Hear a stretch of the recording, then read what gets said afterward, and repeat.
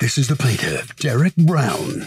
He says he has video of the defendant wrecking his gate when he towed his car, and the guy's ignoring his request for paying the repairs. The defendant didn't tell him he caused the damage. He tried to get away with it, and he caught him red-handed and is owed $1,200. So he's suing.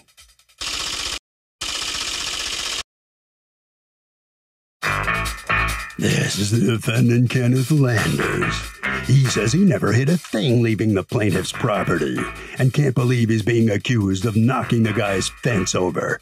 This claim against him's totally bogus, and he's confident the judge will toss it out, leaving him the victor. He's accused of a hit and run.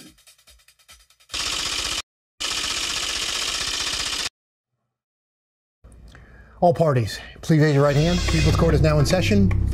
The Honorable Judge Marilyn Leonson presiding. Litigants have been sworn, Your Honor. Thank you, Douglas. You're welcome. All right, Mr. Brown, you're suing Tire Empire, represented here by Mr. Landers. You're the owner, for $1,200, a cost to repair a fence. Tell me what happened. All right, Your Honor. On October 30th, I guess Mr. Landers' tire shop was petitioned to come to my house and get my car. To repossess it? I knew they were coming. Yes, I knew they were coming because we had some issues with the shop. I knew they was coming. What do you mean with the shop? What do you mean with the shop? So with the car lot. So the car that I had wasn't originally my car. Okay. And they gave me this car, and it wasn't working right. So we was working that out, trying to get it fixed, situated. Not according to them, I guess, because so they wanted to repossess it. Were you paying for it, or you weren't paying for it? Yeah, I was paying for it. It was a mix in communication. One time I came to the shop, the tire shop, to pay Mr. Landry himself, and he never told the business that I paid him 2 days later. Okay, who has the loan on this? I'm confused. Who did the financing on this? Florida United Auto Sales. All right, and what does Tire Empire, Mr. Landers, have to do with Florida United Auto Sales? Well, whenever Florida United Auto Sales needs a car repoed, they hand me the repossession order and I pick it up for them.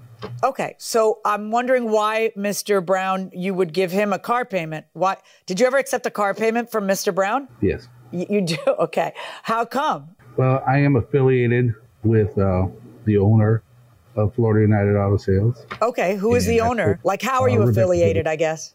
She's my child's mother. Oh, okay. Gotcha.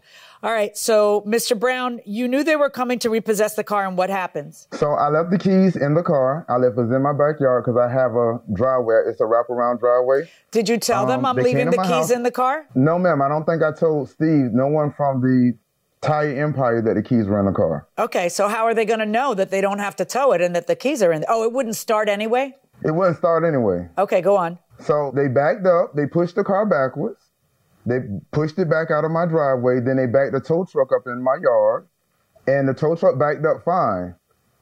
They got it loaded up, and on the way them pulling out, the tow truck somehow on the left-hand side of my driveway, the tow truck hit my gate, bent the post backwards, and knocked the fence down. Okay. It was two guys walking out of my yard. Mr. Landry's son and his best friend were walking out of my yard when they saw the gate had failed. They ran and jumped inside the tow truck. Okay.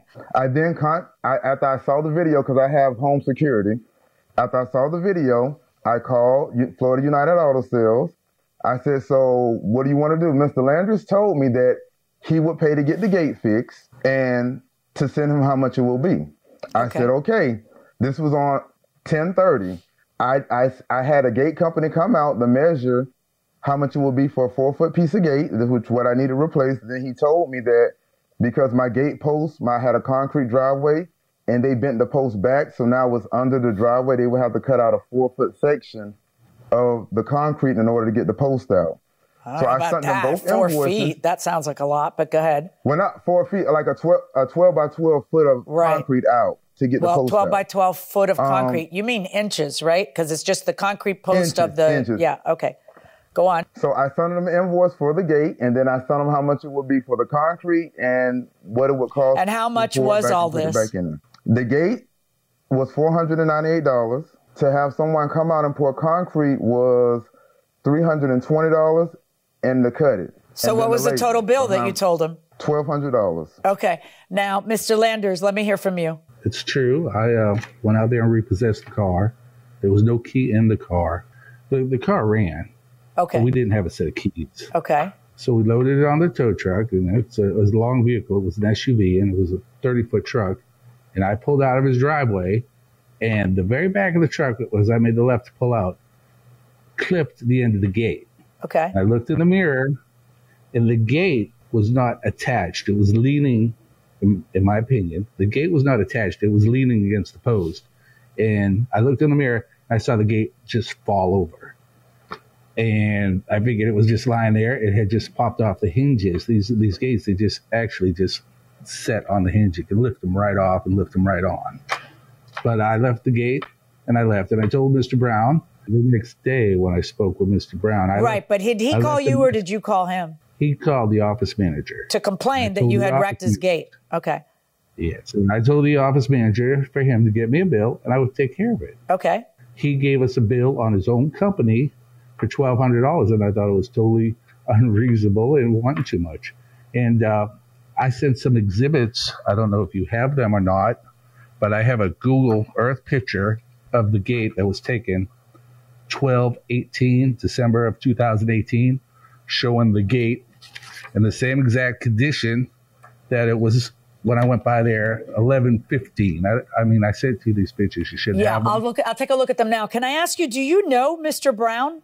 I've had an ongoing relationship with Mr. Brown for over 20 years. I must have sold him at least half a dozen cars over the years.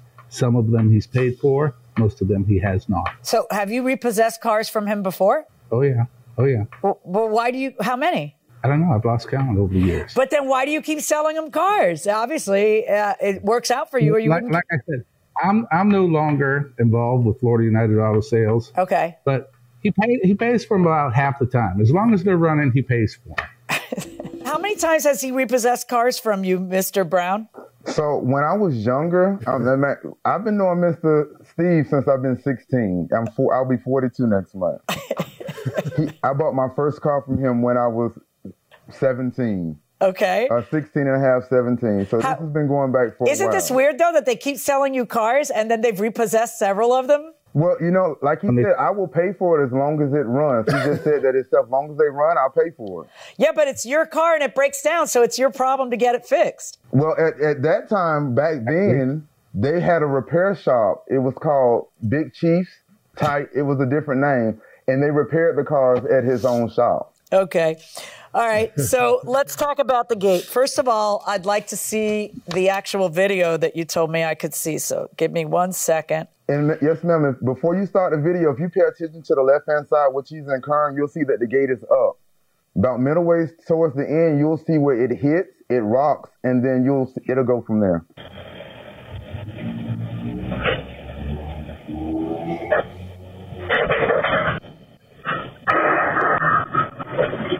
Yeah, you can see it spring back or something. And then the two fellows come out, and then they run to the car. That may be what they do whenever they repossess a car, though. That is true. Yeah. All right. Now, you were originally denying that having clipped it, but you realized, did you ever see this video? Did you know that you guys had hit it? I knew there was a ring camera there. Yeah. And like I said, the post is still standing. You're not driving that vehicle, right? You're not the person. You are. Yeah. Okay, so didn't you feel the hit when you hit it? No. I mean, that scraping noise you heard was the barb of the truck dragging on the driveway as it was coming down. You think? It was not hitting the gate. Yeah, I know. That's the truck dragging on the driveway.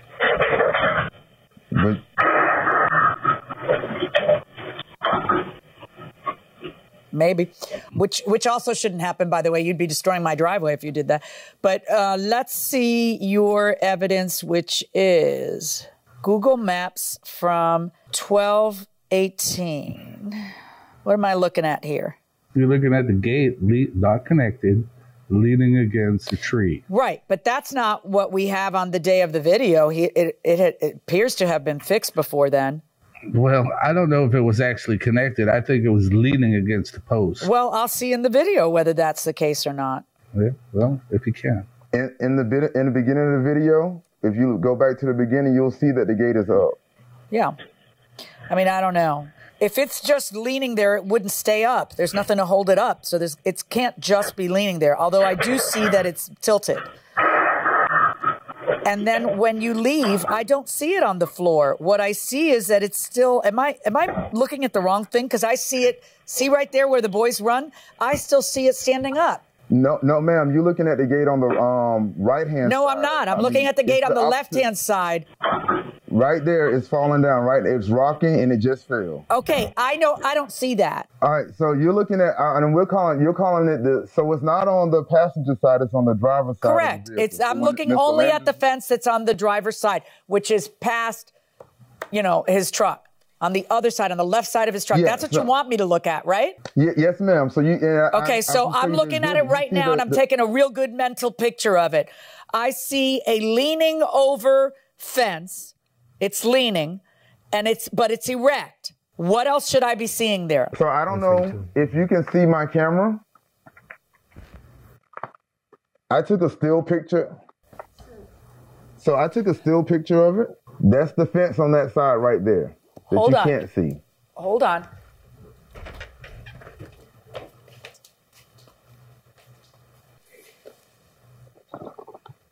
All right. So right here is the fence you just showed. It's standing up right now. On this side, the whole gate is up. Okay. I only see it standing up on the right side. I do not see it standing up on the left side. Show me where it's standing up on the left side and how I should see it.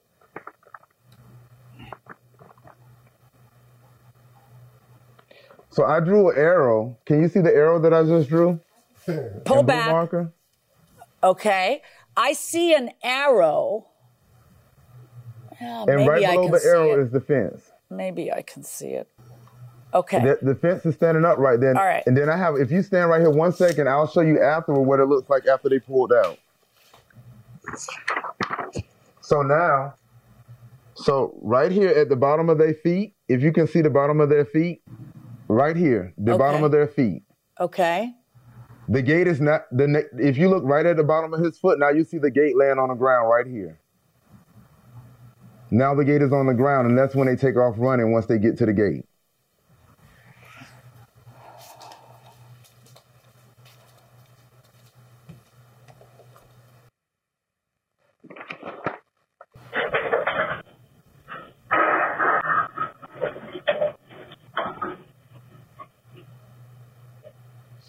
I don't see what you want me to see here. I don't see, it sounds to me like they hit it, but mostly it sounds to me like they hit it. But how do you figure it's $1,200, by the way? Because he was willing to pay something to fix it. But how do you figure in any way, shape, or form that it's $1,200?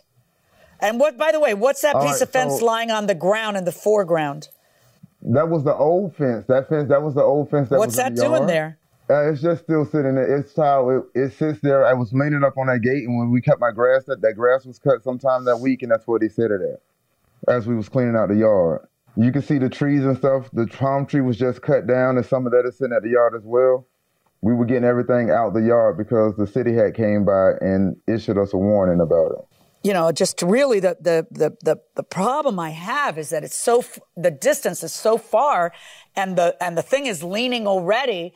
And so what cost would repairing the fence have? And would it be this ridiculous amount that you're asking for? And it wouldn't. But let's see what I think it might be.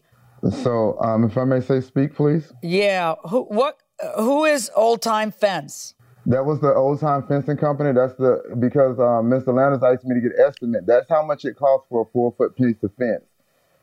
So you see where the fences swing at? They swing in the middle. So this is your own estimate, Derek's handyman service. This is your own estimate of labor is $1,200. Yeah, so instead of getting me an independent third-party estimate, you just made up your own? No, ma'am. I know. I put a price for the fence. I put the price for the fence in there, which Old Time is going to do.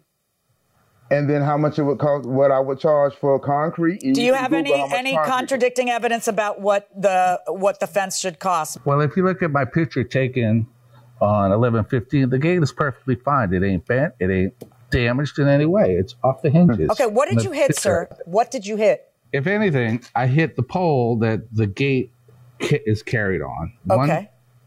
2-inch pole that's a foot in the ground, held in by a bag of concrete. So it would take maybe an hour to dig a hole to remove the old concrete. So why didn't you just go over there and do it? I offered to, and here I am being dragged to court. Okay, because he didn't want that. He wanted the cash. That's good. So he could buy a new car from you. Yeah, and as a matter of fact, he's delinquent. He got that car back, and he's delinquent on it at the moment. You got to be kidding me. All right. No. No, ma'am, I'm not. My car note is due on the 18th, sir. All right, guys. Oh, well, you know, since he brought that, so can I ask, I Yes. have one more thing to say, Your Yes. Honor, before you make your verdict. Yeah. So I understand what he said is accurate, but the only thing is when they bent the pole back, that concrete is now up under my driveway, under the concrete up under my driveway. That's why I just can't dig it out. That's the only, I agree with everything he said there, but because they bent the pole backwards and it was poured with concrete, a piece of the driveway I'm needs ordering to be cut the out. defendant to pay the plaintiff the sum of $350. That's my verdict. Good luck, folks. Thank you, Your Honor. I've been there. So the judge does some rough justice and comes up with a $350 figure. Mr. Landers, that's what you got to give the plaintiff, Mr. Brown. Let me ask you this. You've had your problems with him. You've known him for a long, long time, obviously. Will you still sell him cars, more cars? If he brings cash. You'll sell anybody He pays if they for 'em. bring cash, right? He pays for them half the time. So long as they're running, he'll pay for them. That's the way it is with everybody. He admitted that. And you say he's not alone. Okay. Mr. Brown, $350. That's Yes, what the sir. judge says. How do you feel about that? What do you think? Can you do it for I that? mean, I'm fine. I mean, I'm going to get the gate. It's going to get repaired, and we just moving on. If he was going to get it fixed, he could have been fixed it. Anyway, bottom line is you think you can fix it for $350, right? And you'll do it yourself. Is that right? I mean, yeah. I mean, I'm gonna pay somebody to do it, so it doesn't. It's okay. It's going to get fixed. Okay. Good enough. And hopefully, if you need another car, if you got some cash, he'll sell it to you. Okay, that'll bring this case to a close. And good luck to you. $350 for the plaintiff. Harvey. You know, Doug, just an aside, I really think these Ring doorbells are going to change a lot because now it's not that you have to pull a cell phone now to record the damage. You can just go to a neighbor and say, can I get the video from your Ring doorbell? And oftentimes that unlocks the key to these cases. My husband had to miss a day of work because a local business's truck hit a phone pole, and my husband's company was told by the fire department they all had to evacuate the building because there were live wires. My husband is wanting to sue for his lost wages. Who does he sue, the driver or the company? If I'm him, I'm not suing anybody. I'm looking at this, and it's, a series of unfortunate events here. One that led to wires coming down and ultimately no power, and I guess he wasn't able to work that day. But my goodness, I don't think he really has a cause of action. What if the guy in the truck was forced off the road, and we don't know enough? Was forced off the road by another vehicle and hit the thing. Even if it was the driver's negligence, I don't know that somebody being evacuated by the fire department is a foreseeable consequence of his negligence. That's really removed there. Right. I just don't see it. A car accident? A car having an accident? A car accident might have been 10 miles away. We don't even know. It could have been 10 or 15 miles from this place. And, what direction the power is going to go in and all the people it's going to affect. Can you imagine what it would cost if you were able to sue the company and everybody who missed work that day? Well, everybody in the building presumably could. Right. The damages could be in the millions. So he has a car accident that results in X damage, but then all of a sudden it becomes everybody's wages that day. That's a little far-fetched.